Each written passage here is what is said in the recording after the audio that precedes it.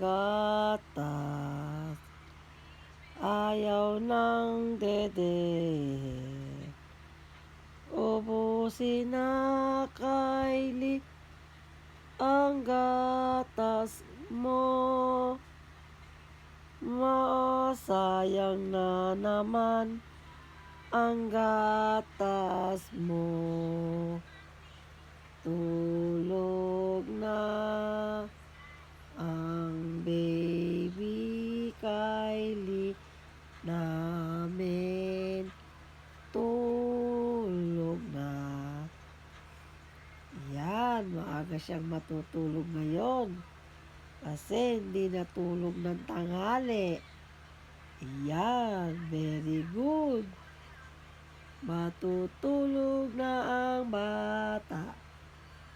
Ayan, ayaw ng dede, ng gatas.